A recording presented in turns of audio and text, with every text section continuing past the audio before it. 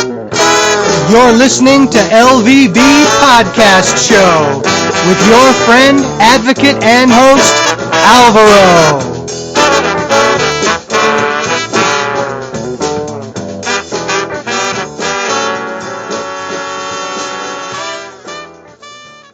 Hello and welcome to LVB Show. My name is Alvaro and I'm very happy to be with you tonight. Before I introduce our guest, I want to say thank you so much to people from the United States, from Canada, from Europe, from Africa, from Australia, from Latin America, and everywhere else where they are listening to the show. Remember that if you want to be on the show, you can email me at lowvisionbureau@gmail.com. Okay, so tonight we have with us someone who is very interesting to interview. I know he's a YouTuber. He's also a great advocate for the vision impaired and blind. He's a father as well. He's from Louisiana. And he's going to talk to us about many things. So thank you, Anthony, for being with us tonight. Glad to be here. I am very glad to be here. Anthony, my first question is, what is the cause of your blindness? From what I was told by my mother, and she doesn't know too much about it as well, spinal meningitis was the main cause. And I would like to know a little bit more about your educational background. Okay, well, I went to the school for the visually impaired. It was called Louisiana School for the Blind, and it changed over in I think in the late 70s to LSVI.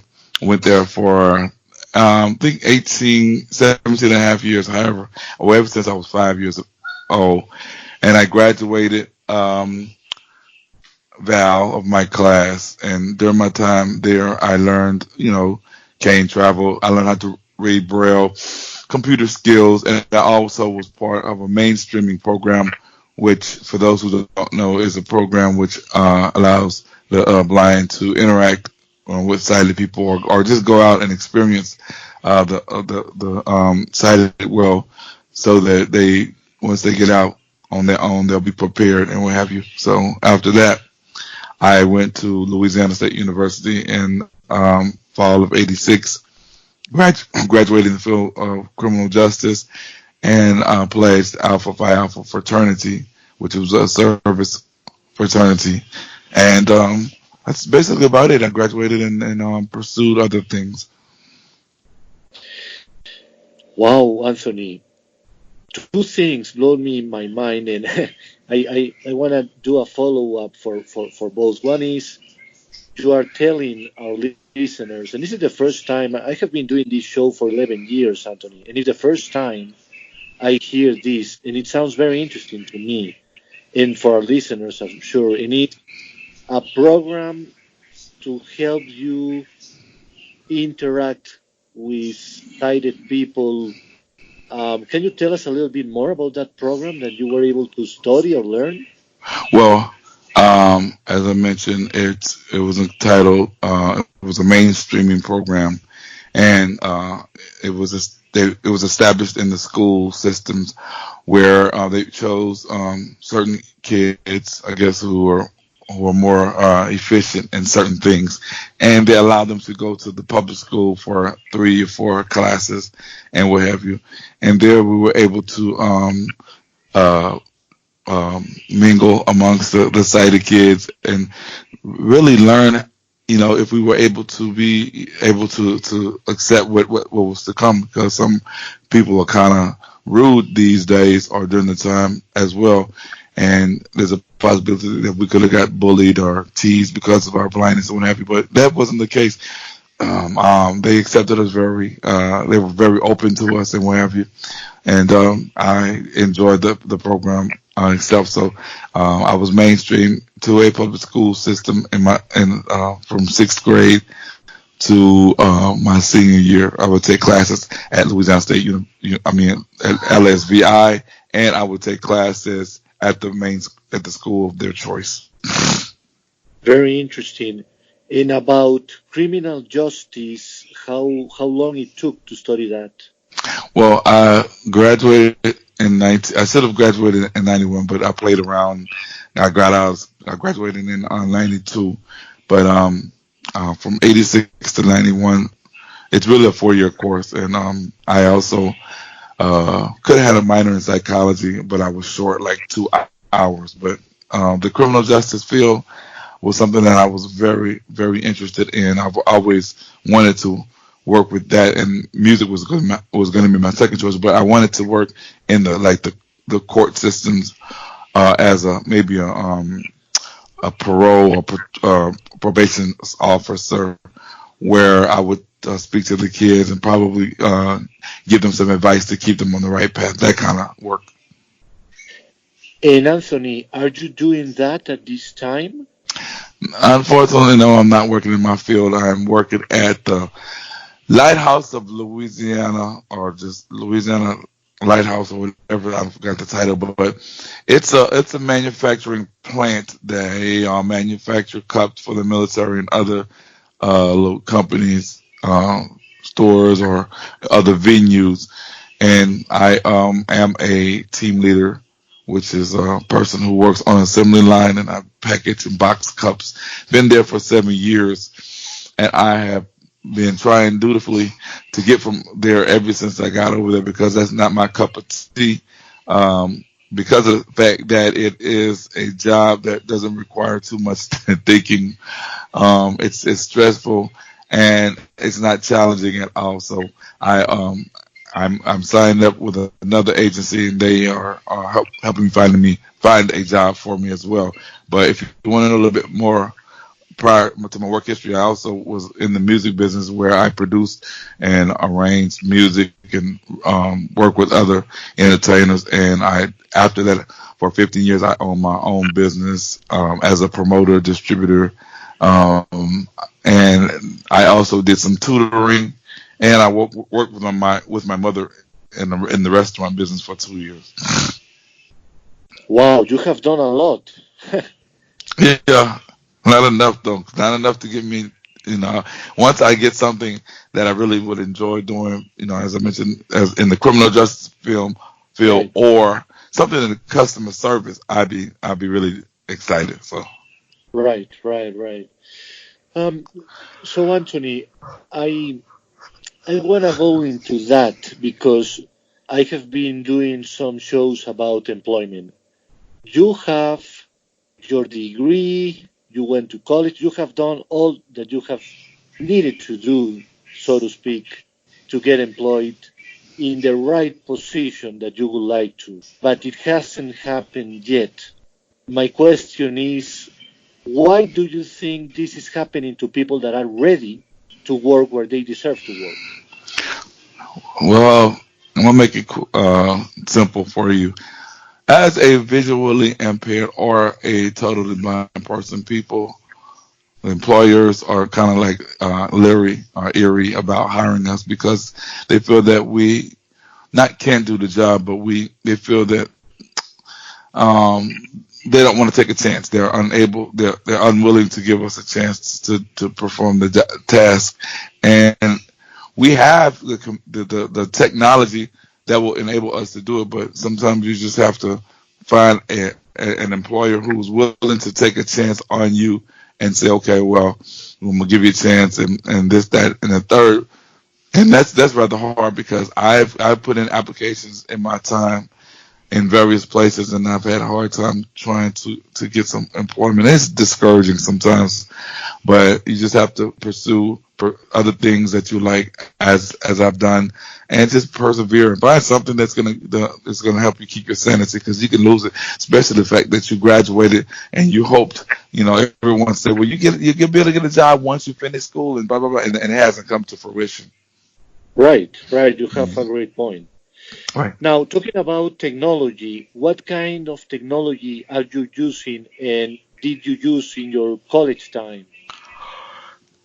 I'm using a computer desktop, Windows 10, and I'm using JAWS, which is a screen reading software. I'm quite sure now everyone has heard about JAWS or NVDA or or Zoom Tech, whatever they've heard of it. So, but I've been using JAWS for some time. Unfortunately, I wish I had it in college. It would have made things much easier, but I didn't. I used a reader who would read the assignments for me on a tape recorder, and I would have to go back and transcribe it in Braille on a Braille writer. So I had to work extra hard to do that. So, but if I had JAWS, let me back up. We had computers in the library, but they were not. They were not implemented until later on, like when I was about to get out of school.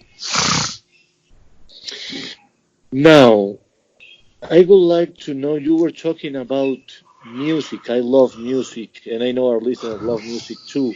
So you said you have been a producer, arranger, and all of that. How do you do that?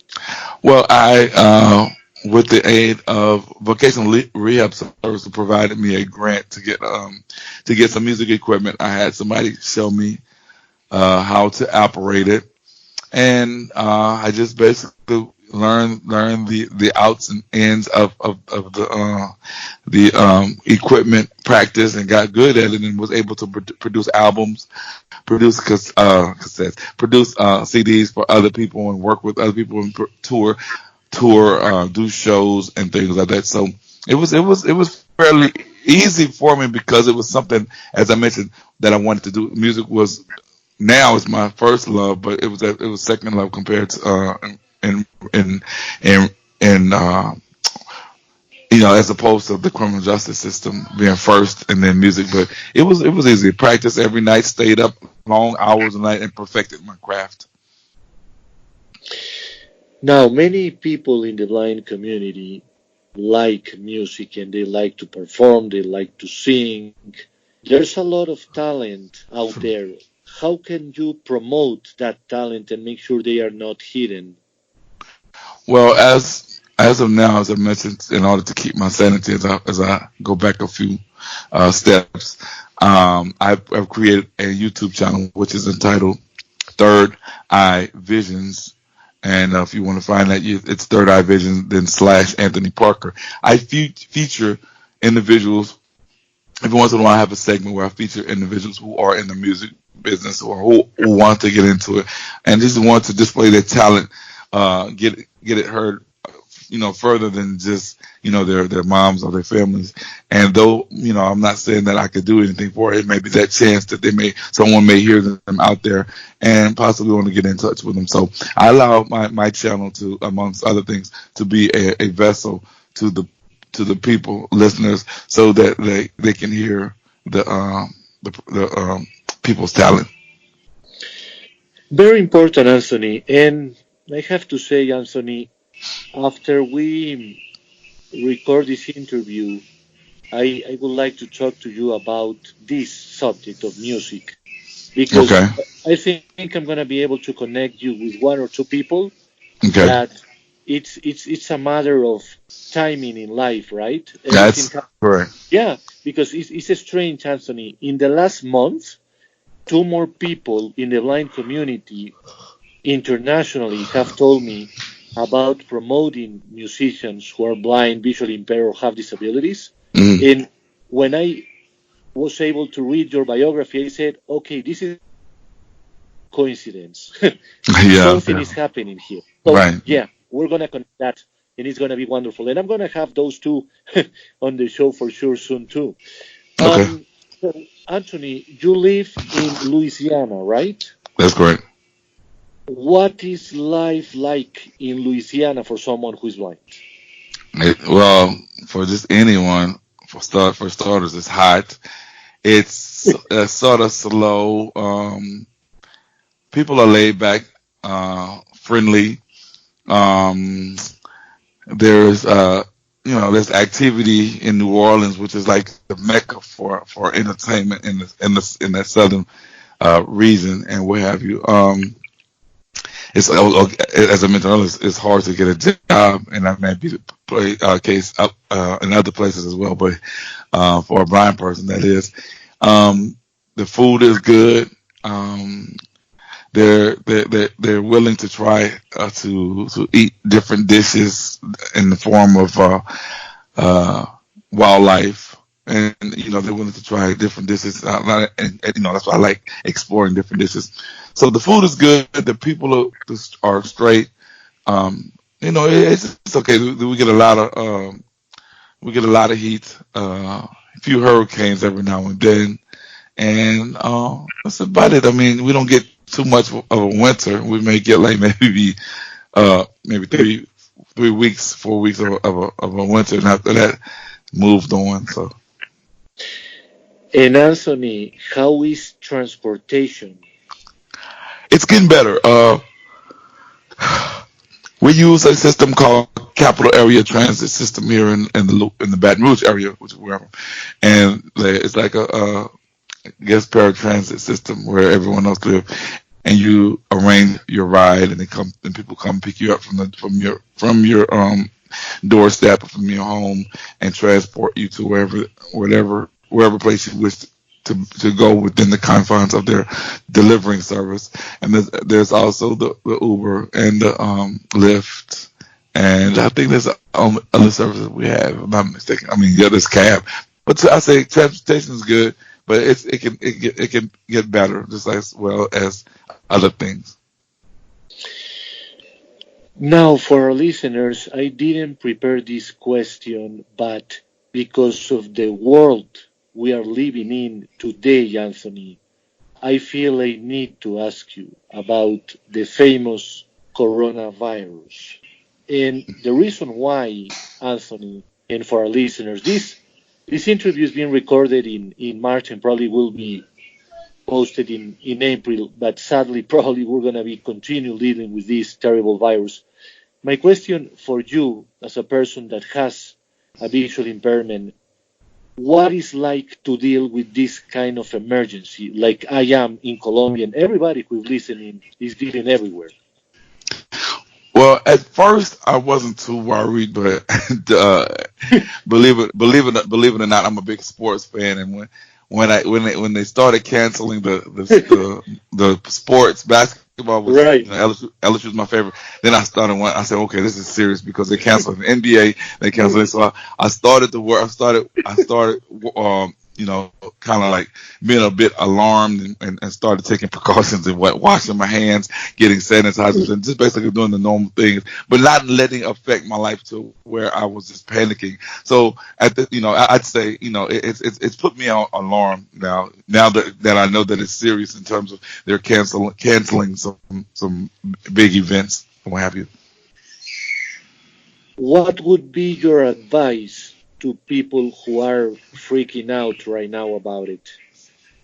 Calm down and just don't be alarmed by everything that they hear, and don't react to everything that they hear. Just calm down and just take precautions and basically do what you need to do, but just step it up a scale in terms of the sanitizers and the hand washes, whatever whatever that the public or the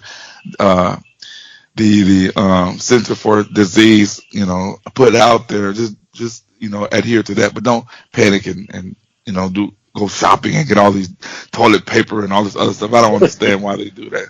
So yeah, just take it one day at a time, but just step it up a little bit, and get stay healthy. That's a good point. Balance is everything, my friends. Mm-hmm. And Anthony, you seem to be a very positive person. You're a fighter. You'd never give up, as you have told us through the interview. Right. What keeps you going, my friend? Number one, my little boy keeps me going. My fiance, my mother. I'm a family man. I'm close. I'm really, really close to my family. I love my family. That keeps me going. The fact that I have never been a quitter I've never been a quitter, but I'm a realist. I mean, I'll try something until I know that there's no point in doing it. So Right. then I would, yeah. But just that, and just the fact that I have determination in my blood, and sometimes I can see the forest for the trees. So just things like that keep me going. My little boy, my girlfriend, and just people around me. I want to I really want to be successful for them, because if if anything were to happen to me, I'd be like, well, okay, they can live off the fruits of my labor, so that kind of stuff, and just knowing the struggles as a black man that I've gone through, I've never wanted to give up because my ancestors, they made it possible for me. That was a very powerful message, Anthony, I have to say. And Thank you. You say, I want to be successful for them, and Right. that's important. That's someone who has a good heart for other people, for your family, Right. and Right. not only for you, and that's what I like in people, in Thank you. humanity, Thank you. Mm-hmm. And finally, Anthony, for our listeners, what's your final thoughts about whatever you want to say? My final thoughts about whatever I want to say is just find, as a blind person, I know it's hard, but if you can find some means of existing, because everybody wants to exist in society. You just don't want to be here and not leave some type of message. But whatever it is that you can do, from volunteer, and this is real, from volunteering, from just working with others in whatever way, shape, or form, or creating something, or just using your brain to brainstorm and come up with some idea that'll help you maintain and possibly be successful and keep your sanity. Do that and what have you. And I know in reality it's hard to stay positive, because I'd be lying if I say everything is hunky dory. It's not. I mean, you're gonna have some bad days and good days, but try to just basically focus on, why are you here, and just do something that you can do within the confines of your of you, even though you have an impairment. Don't set your goals at a high level, knowing that it's not reality for a blind person or a visually impaired person. And don't give up until you've seen that there's no way that you actually can do it in setting forth your goals and dreams. I have to agree all the way with Anthony. And please, Anthony, tell our listeners again about your YouTube channel and how to get in touch with you. Well, it's easy. All you have to do is type in third, which is 3RDIEYE, like your third eye, which is your mind, using your mind, and type visions, VISIONS / Anthony Parker, and it'll come up like that on YouTube. And just very simple. You'll find a lot of things and a lot of videos of individuals who are visually impaired, some sighted people as well, because I try to bridge the gap between the sighted and blind community, because at times I feel that we are the left out community. So, right. You third eye vision / Anthony Parker, you'll find me. Perfect, Anthony. Thank you so much for being with us tonight. No, thank you for having me. It is a pleasure, and I had been looking forward to this, and finally we got it done. Yes, finally, it's for our listeners, because Anthony is so busy. It was complex to have him on, but it was worth it. He's a really thank you. And yes, I heard about you too. So hopefully in the future I'll get you on my show and we'll network in that fashion. Oh, I would love to do that, my friend. And I love to talk. That's the only problem. But okay, we'll set it up. Well, that's cool. I love to talk to. I had to realize that, hey, I'm not on my show, so let's cut it. I have to pinch myself every time I start talking. So I understand. Thanks. And for our listeners, if you want to be on the show, remember to email me at lowvisionbureau@gmail.com. So this is Alvaro from LVB Show saying good night.